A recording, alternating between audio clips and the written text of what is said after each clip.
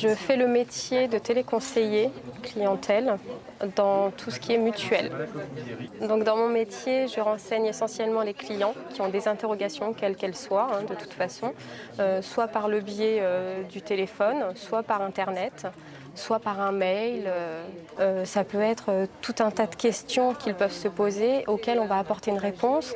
Ça peut être un document qui ne sera pas réceptionné, ils vont se poser des questions, pourquoi c'est pas réceptionné. Donc nous, on peut leur solutionner leurs problèmes, ou du moins faire tout pour essayer de solutionner leurs problèmes. On a de très bonnes formations au cours desquelles on apprend toutes les technicités, tous les contrats, ce qu'est exactement un régime obligatoire.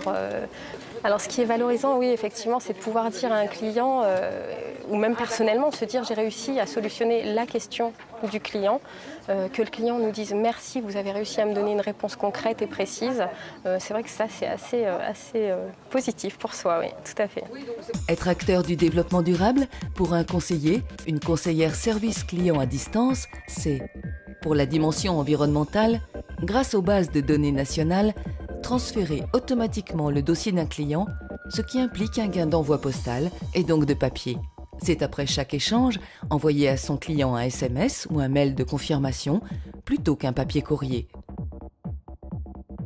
Pour la dimension économique, c'est prendre en main à distance l'ordinateur du client pour résoudre un problème technique et éviter ainsi les déplacements.